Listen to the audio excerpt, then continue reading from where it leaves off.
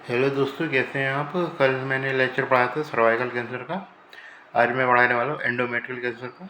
तो ये cervical cancer, ovarian cancer, endometrial cancer, इसको मैं चाहता हूँ आप एक संग ही पढ़ें, क्योंकि काफ़ी सारी ट्रीटमेंट के नाम पे इसमें काफ़ी सारी सिमिलरिटी है। ओवेरियन कैंसर में पैथोलॉजिकल एक्सपर्ट जो है बहुत ज़्यादा एक्सपेक्ट करूँगा, क्योंकि वो पैथोलॉजी में काफ़ी क्वेश्चन पूछता है उससे। तो उसमें एक तरीके से पैथोलॉजी भी एक्सप्लेन करूँगा उसकी, तो बहुत लंबा लेक्चर है। एंडोमेट्रियल कैंसर में से कुछ खास पूछते नहीं, तो इसे फटाफट फटाफट खत्म कर लेंगे। तो एंडोमेट्रिक किसी भी कैंसर को पढ़ते हुए मैं पहले मैं बात करूँ तो क्या क्या पॉइंट याद रखने हैं, हर चीज़ में बताता हूँ मैं क्या क्या पॉइंट याद रखने हैं। तो उसमें सबसे पहला आप याद रखते हैं रिस्क फैक्टर। ये तो क्वेश्चन याद कर रखना। रिस्क फैक्टर, प्रोटेक्टिव फैक्टर, ये तो प्रोटेक्टिव फैक्टर भी रखने पड़ेंगे। हिस्टोलॉजी के यदि टाइप वगैरह है तो हिस्टोलॉजी के बारे में कुछ ना कुछ डिस्क्राइब करना जरूरी है। यदि पूछे क्वेश्चन में, नहीं पूछा तो भी थोड़ा बहुत, यदि बड़ा क्वेश्चन पूछ रहा तब भी डिस्क्राइब करो तो क्या जा रहा है उसमें। फीवर स्टेजिंग याद से लिखनी है हकीकत में, वो उसमें कोई कॉम्प्रोमाइज़ नहीं करना, वो एकदम राइट आनी चाहिए। मैनेजमेंट का प्रोटोकॉल है वो पता होना चाहिए। और मैनेजमेंट के नाम पे ऐसा नहीं कि बस खाली बस क्लियर मैनेजमेंट में बस ट्रीटमेंट लिख दिया। आपको प्री ट्रीटमेंट चेकअप वगैरह वो सारे के बारे में लिखना जरूरी है। और पोस्ट ऑपरेटिव ट्रीटमेंट जो दिया जाता है इसमें, रेडियोथेरेपी, कीमोथेरेपी, उसके बारे में भी लिखना जरूरी है। तभी एक तरीके से आपको आंसर पूरा माना जाएगा। खाली बस बालिटस पाम्प्रिन जो फेरेक्टमी, हकीकत में हिस्टेक्टमी, ये लिखेंगे इससे कुछ काम नहीं चलेगा। पूरा आंसर आपको लिखना जरूरी है। तो ये मैं बताना चाह रहा हूँ जनरल एग्जामिनेशन में क्या क्या फाइंडिंग आ सकती है, और ट्रांसवेजाइनल सोनोग्राफी में क्या फाइंडिंग आ सकती है, ये भी लिखनी जरूरी है। फिर इन्वेस्टिगेशन के बारे में पूछे तो ये इस प्रकार हम स्टार्ट करते हैं आज का लेक्चर। तो आज का लेक्चर में बात करने वाले हैं एंडोमेट्रियल कैंसर के बारे में। तो एंडोमेट्रियल कैंसर के बारे में बात करूँ तो सबसे पहले बताऊंगा क्या क्या उसके प्रोटेक्टिव फैक्टर रहते हैं, क्या क्या रिस्क फैक्टर रहते हैं। रिस्क फैक्टर में फिक्स रिस्क फैक्टर है, ज़्यादातर आपको सेम याद रखना सभी के लिए। अर्ली मिनार्गे, लेट मीनोपोज, ये सारे के लिए जितने भी कैंसर है उसमें रिस्क फैक्टर हो सकता है। एडवांस एज रिस्क फैक्टर हो सकता है। नलीपेरिटी लवर सभी कैंसर के लिए रिस्क फैक्टर होता है। ओबेसिटी याद रख सकते हैं, डायबिटीज मेलाइटस याद रख सकते हैं, रिस्क फैक्टर हकीकत में। और उसके अलावा क्या कहते हैं, जिसमें भी जैसे ईस्ट्रोजन डिपेंडेंट कैंसर है तो इस तरीके से ईस्ट्रोजन से रिलेटेड ड्रग है वो सारी रिस्क फैक्टर है। जैसे टैमोक्सिफ्लिन भी अभी वही तरीके से रिस्क फैक्टर है। ईस्ट्रोजन वाली हार्मोन रिप्लेसमेंट थेरेपी होती है, वो अपने आप में एक रिस्क फैक्टर रहता है इसका। प्रोटेक्टिव फैक्टर की बात करके तो नलीपेरिटी थी, तो इसमें क्या जाए मल्टीपेरिटी रहती है रिस्क फैक्टर।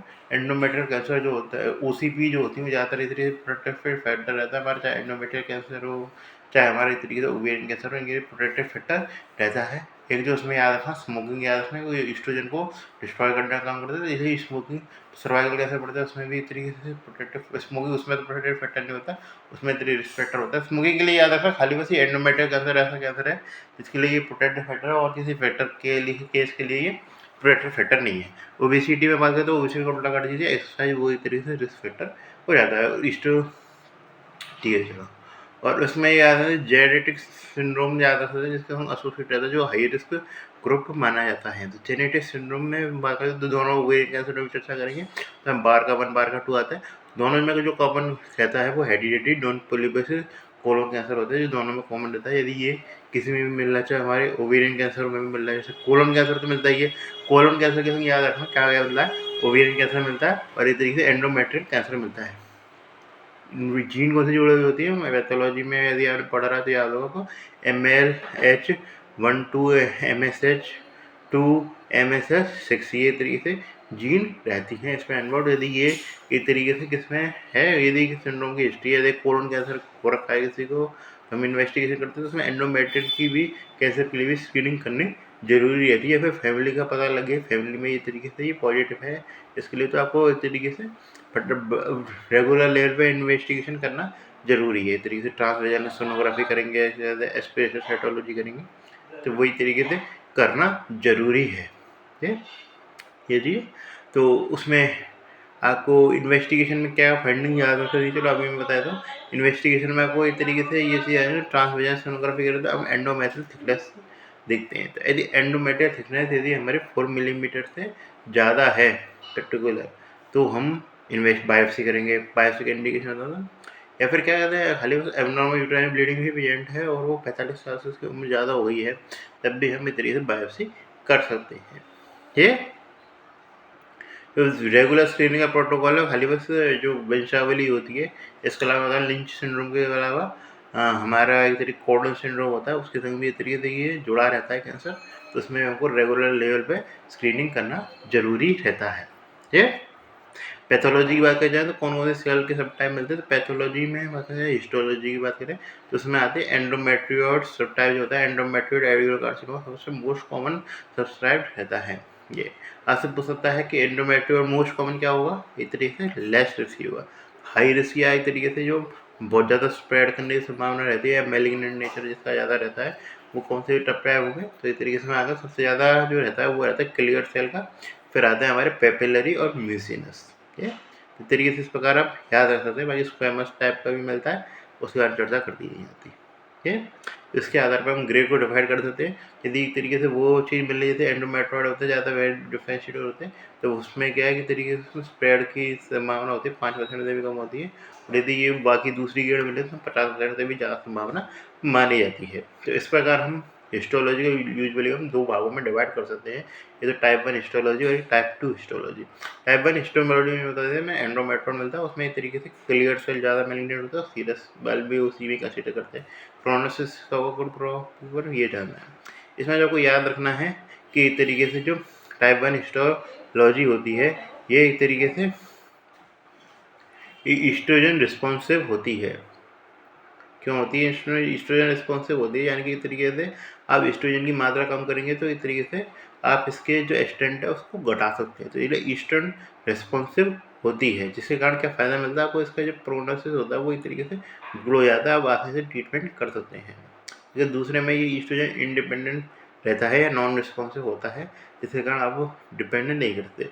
ज़्यादातर जो रिस्क फैक्टर जो हम यूजुअल पढ़ते हैं उसके संग ही एसोसिएट मिलेंगे सीधा, जैसे कि ओबेसिटी वाली हुई, ओबीस फीमेल हुई, उसके अलावा क्या कहते हैं हैवी मेंस्ट्रुअल ब्लीडिंग की हिस्ट्री है इसकी, तो वो एक तरीके से उसके संग जुड़ी रहती है टाइप 1 हिस्टोलॉजी में, उसमें एक तरीके से थिन वुमेन जुड़ी रहती है ज़्यादा। म्यूटेशन के नाम पे P53 याद रखना, कभी भी इसमें हमेशा पुअर प्रोमिनेंस इसमें आता है। इसमें आप याद सकते हैं केरास और P10 याद रख सकते हैं, ये P10 जरूर याद रखना है, केरास भी याद रख सकते हैं।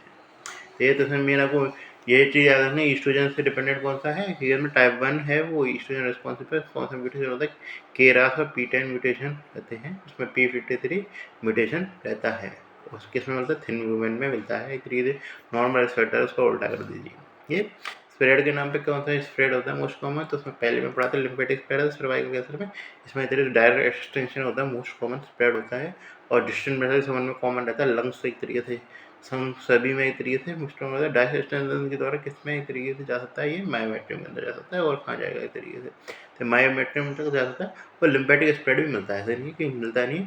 सबसे कॉमन जो मिलता है इधर डायरेक्ट एक्सटेंशन है, फर्स्ट लिम्फेटिक स्प्रेड है, जिसमें एक तरीके से हाँ एक्सटेंड करेगा जाते पहले वो पैरायोटिक लिम्फोनोड में एक तरीके से वो सबसे कॉमन टेस्ट किए जाते हैं, और उसके लास्ट में होता है हेमेटोजीनस डिस्टेंट मेथड से होता है, कहाँ पर लंग्स में होता है तरीके से, जिस स्प्रेड के बारे में हम याद रख सकते हैं।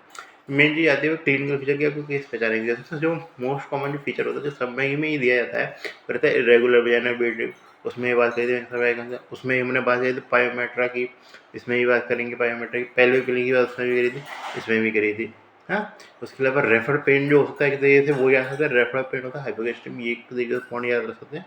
और ये जो मेन जो आपको पॉइंट याद रखना है वो इसमें एक तरीके से पोस्ट मीनोपॉजल ब्लीडिंग, ये क्योंकि मीनोपॉज हो गया उसके बाद भी ब्लीडिंग आ रही है, तो इस तरीके से ये फाइंडिंग रहती है पोस्ट मीनोपॉजल ब्लीडिंग, ये सबसे बड़ी फाइंडिंग रहती है, क्योंकि ईस्ट्रोजन का एक्सपोजर के कारण होता है कि ईस्ट्रोजन का एक्सपोजर से हट जाना चाहिए था ना, ठीक है, तो हमारा टाइम था, लेकिन उसके बावजूद भी हो रहा है, तो इसलिए पोस्ट मीनोपॉजल ब्लीडिंग देखने को मिले, तो ये सबसे स्पेसिफिक फीचर होता है। सबके स्पेसिफिक फीचर आपको लिख के रखना, याद रखना चाहिए, ऐसा कोई भी केस आप देखें तो उसमें एक तरीके से नोट रहना चाहिए, कोई याद रहना चाहिए ये चीज़ें। तो अब आते हैं फिजिकल एग्जामिनेशन के, अगर फंडिंग देखने को मिलेंगे तो फिजिकल एग्जामिनेशन में फंडिंग देखने को मिलेगी, ज़्यादातर आपको ये इस तरीके से नॉर्मल देखने को मिलता है, इसमें कुछ खास अंतर आता नहीं है। फिजिकल एग्जामिनेशन वो ओवेरियन कैंसर इम्पोर्टेंट है, इसमें तरीके से ज़्यादा इम्पोर्टेंट नहीं है। मैनेजमेंट की बात की जाए तो सबसे पहले मतलब सारी की तरीके से चेकअप की जाएगी, जिसमें CFT, KLFT, RFT, blood sugar वगैरह, chest X-ray, CT scan, MRI में सारी चीज़ें करी जाती है, यूरिन एनालिसिस, वो सारी चीज़ करी जाती हैं।